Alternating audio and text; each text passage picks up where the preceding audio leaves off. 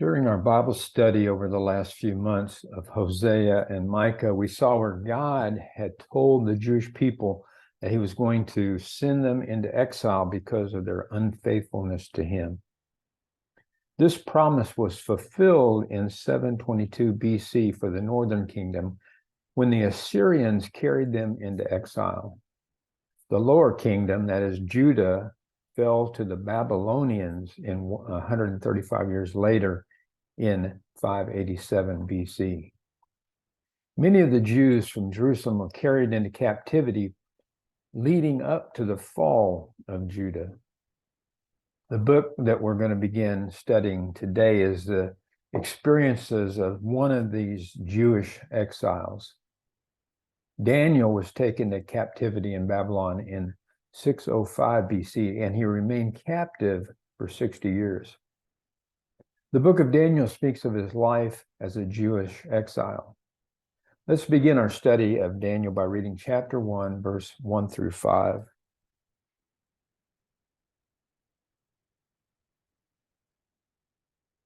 In the third year of the reign of Joachim, king of Judah, Nebuchadnezzar, king of Babylon, came to Jerusalem and besieged it. And the Lord delivered Jehoiakim, king of Judah, into the hand along with some of the articles from the temple of God. These he carried off to the temple of his God in Babylonia and put in the treasure house of his God. Then the king ordered Ashpenaz, chief of his court officials, to bring into the king's service some of the Israelites from the royal family and the nobility, young men without any physical defect, handsome, showing aptitude for every kind of learning, well-informed, quick to understand, and qualified to serve in the king's palace. He was to teach them the language and the literature of the Babylonians. The king assigned them a daily amount of food and wine from the king's table. They were to be trained for 3 years, and after that they were to enter the king's service. It's hard to imagine what Daniel and his friends experienced. They were taken from their family, from their homeland, from their friends, from everything they were familiar with. This was not a vacation. This was permanent. When people go on vacation to a foreign land, everything is interesting and exciting, but it's only temporary. They know they will soon be going back home. For those of us who have immigrated or lived in a foreign land for an extended period of time, most of us go through what is called the honeymoon stage or the honeymoon phase. Everything is new and exciting, but that feeling soon subsides. Reality sets in, and the differences soon become irritants. Over time, most people adjust to the new culture. Under the circumstance that Daniel and his friends found themselves, I don't know if they had ever gone through a honeymoon phase. I'm sure it would have been much more traumatic, since they were there, not under their own free will. First of all, the journey from Jerusalem to Babylon was not an easy journey. It was a 500-mile journey. Walking that far would have taken at least 20 days. Not a pleasant experience for a young teenager. You can imagine the fear that they would have felt of what awaited them in Babylon. Once in Babylon, because of Daniel and his 3 friends' appearance and their intellect, they were selected to be in the king's service. In order to fill this responsibility, it required that Daniel and his friends be trained in the ins and outs of the Babylonian way of life, their culture, their language, their gods. This indoctrination program was a 3-year program. King Nebuchadnezzar was trying to reprogram Daniel and these young men and prepare them to serve in the royal court. Let's continue reading verses 6 and 7.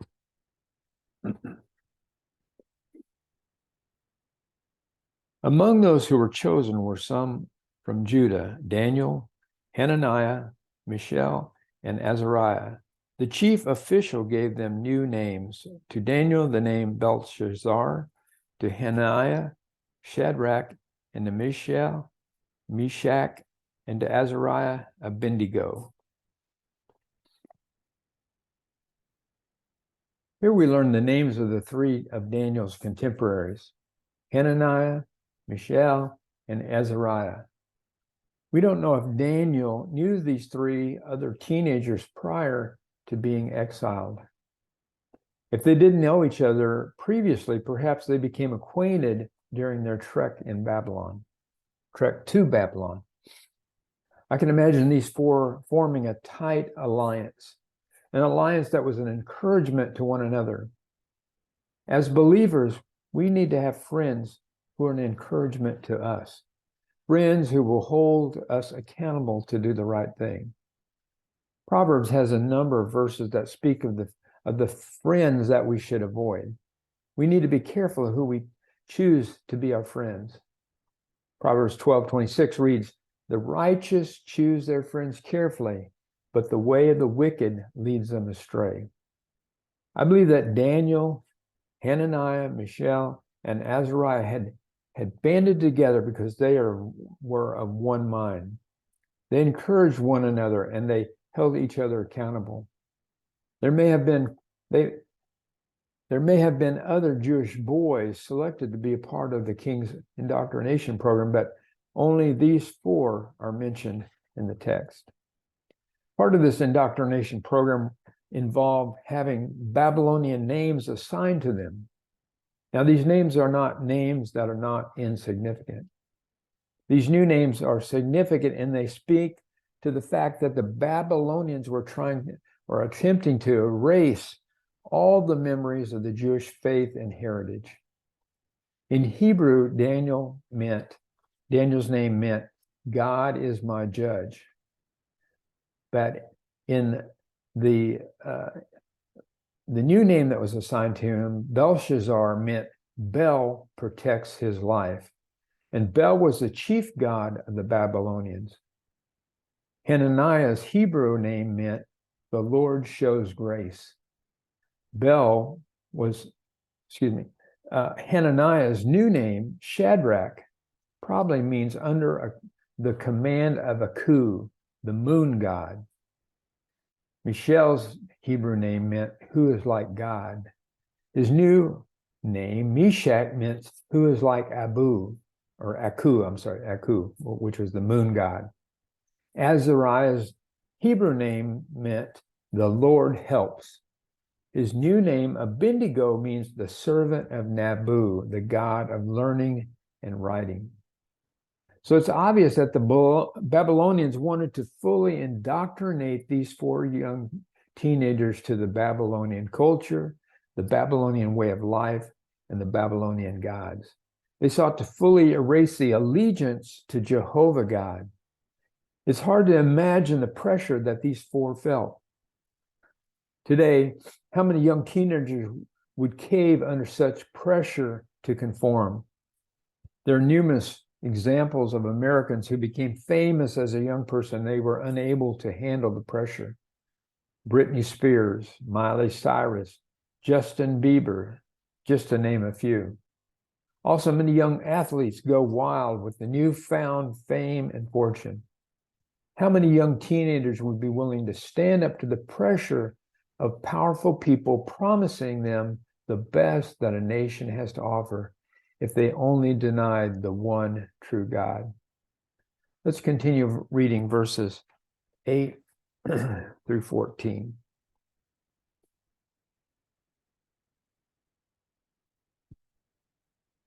But Daniel resolved not to defile himself with the royal food and wine, and he asked the chief official for permission not to defile himself this way.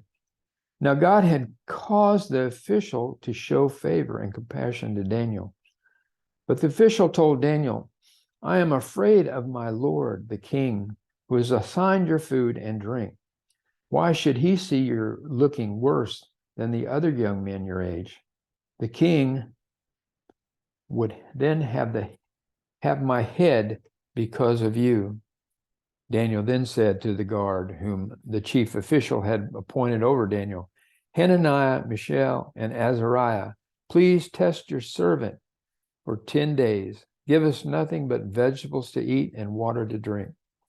Then compare our appearance with that of the young men who eat the royal food, and treat your servants in accordance with what you see. So he agreed to this and tested them for 10 days. We don't see these four teenagers caving in to this pressure.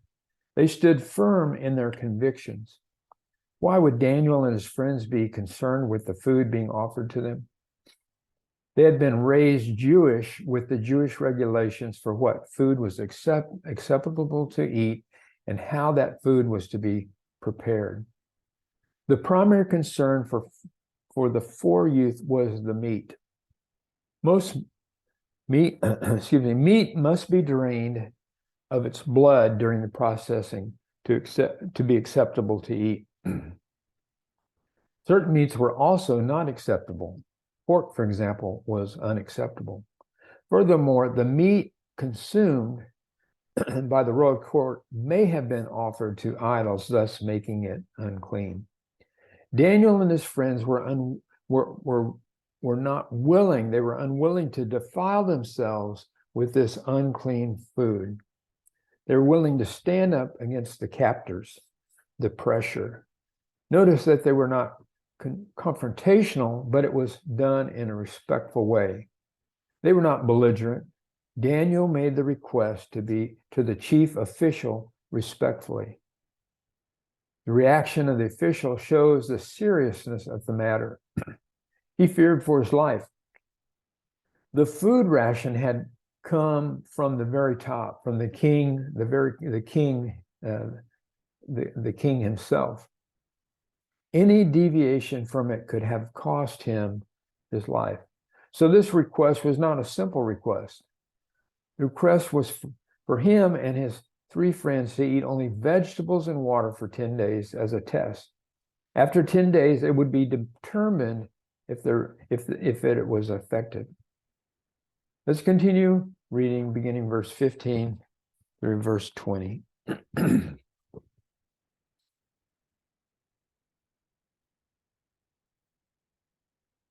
At the end of the 10 days, they looked healthier and better nourished than any of the young men who had ate the royal food.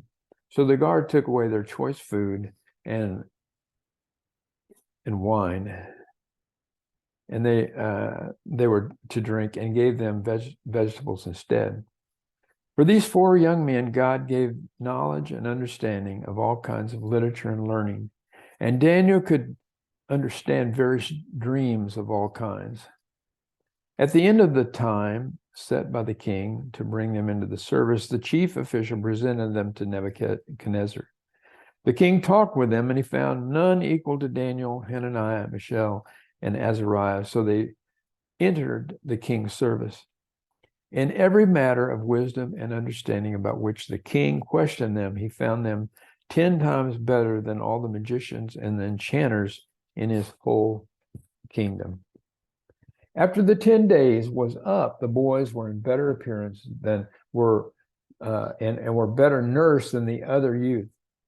As a result, the guard took away the food allotted them by the king and only gave them vegetables to eat for the remainder of their indoctrination period. As a result of Daniel and his friends' faithfulness, God blessed them with knowledge and understanding. And to Daniel, he gave him the ability to understand dreams and visions. One of the things that we can learn from Daniel and his friends' experience is that culture is in and of itself not evil. There may be things in culture that are evil that must be avoided, but all of us must live in a culture we find ourselves. Daniel and his friends adapted to the new culture. They learned the language, they adapted, but they were unwilling to accept those things that were unacceptable to their faith. In this new culture, they remained faithful to Jehovah God. Paul spoke of this very thing in Romans chapter 12, verse 2. Do not conform to the pattern of this world, but be transformed by the renewing of your mind. Paul didn't mean to say that you need to totally reject your culture. Each of us must live within our culture, but we're to only reject those things that run contrary to the teaching of God within our culture. Furthermore, Jesus told us we're to be salt and light. That means we're to shed the light of God's truth within our world, and our presence should have an arresting effect on corruption and injustice. Can you say that you have rejected these elements of our culture, of our world, that run contrary to the teaching of the Word of God? Are you salt and light to a dying world?